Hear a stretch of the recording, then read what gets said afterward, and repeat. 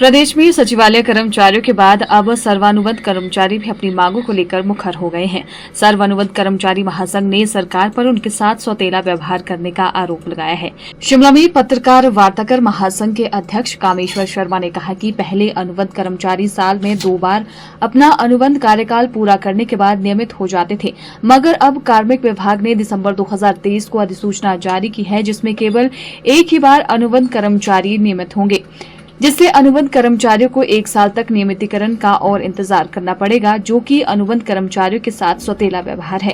उन्होंने मुख्यमंत्री से मांग करते हुए कहा कि जिस तरह से अनुबंध पर कार्य कर रहे कर्मचारियों को साल में 2 बार नियमित किया जाता था, उसी तर्ज पर इसे आगे भी जारी रखे। समय समय पर हमारी जो प्रमुख मांगे हैं उन्हें उठाते रहते हैं। हालांकि मांगे हमारी बहुत ज्यादा नहीं है, केवल एक मांग है कि जो अनुबंध कर्मचारी अभी सितंबर 2024 तक अपने 2 वर्ष का अनुबंध समय पूरा कर चुके हैं, उन्हें शीघ्र अतिशीघ्र नियमित किया जाए और उनके नियमितीकरण की जो प्रक्रिया है उसे आरंभ किया जाए। पहले ये प्रक्रिया वर्ष में 2 बार की जाती थी, मार्च महीने में और सितंबर महीने में, जिनके 2 साल पूरे हो जाते थे अनुबंध समय पर, तो उन्हें क्रमशः अप्रैल तथा अक्टूबर महीने में नियमित किया जाता था।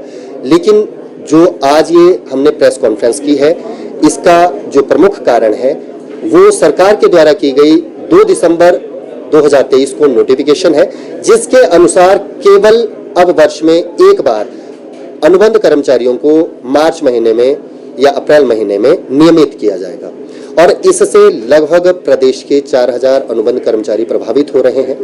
न केवल उन्हें वित्तीय नुकसान है, अपितु उन्हें वरिष्ठता का भी नुकसान है। इस विषय को लेकर हम जनवरी महीने से लगातार सरकार से मिल रहे हैं, मुख्यमंत्री के समक्ष तथा अन्य मंत्रियों के समक्ष, सीपीएस हो या एमएलएस हो, उनके समक्ष हमने अपनी मांग को प्रमुखता से रखा है और बहुत बार हम मिल चुके हैं। अभी हमारा ये विचार है, क्योंकि यदि मर्यादा में रहकर कार्य किया जाए, शांतिपूर्ण तरीके से कार्य किया जाए, तो ये सभी के लिए सही रहता है। और हमने पहले भी बताया कि हम काफ़ी बार सीएम महोदय से मिलने का प्रयास कर चुके हैं। 11 बार लगभग हम मिले भी उनसे अलग अलग स्थान पर, और 7 से 8 बार ऐसा भी हुआ कि हम बिना मिले वापस हुए, 4-4 घंटे बारिश में भीगते रहे, लेकिन उनसे मुलाकात नहीं हो पाई। बहुत संघर्ष किया है। काफ़ी हमारे साथी ऐसे हैं या लोग ऐसे हैं जिन्हें लगता है कि अनुबंध कर्मचारियों का मुद्दा अब उठ रहा है, लेकिन ऐसा नहीं है। यदि आप अतीत में जाकर देखें तो आप ही मीडिया कर्मियों ने हमारे मुद्दे को पहले भी इसी तरीके से लोगों के सामने, आम जनता के सामने तथा सरकार के सामने उजागर किया है और इस बात को रखा है।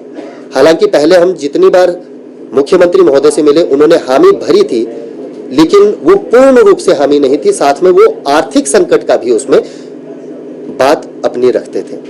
लेकिन फिर हमने जब करबद्ध प्रार्थना की, हमने कहा कि सर, इस कार्य को आप कर सकते हैं, कृपया इस कार्य को शीघ्र अतिशीघ्र करें, या फिर नोटिफिकेशन को आप अगर रद्द नहीं कर सकते, कैंसिल नहीं कर सकते, तो कम से कम नोटिफिकेशन से पहले जिन लोगों ने ज्वाइन किया है, अभी हम सितंबर 2024 में रेगुलर होने वाले हैं, हमारे बैच को निकाल दीजिए, क्योंकि केवल हमारा ही बैच एक ऐसा रहेगा अनुबंध कर्मचारियों का जिनको 1 वर्ष का अतिरिक्त नुकसान होगा।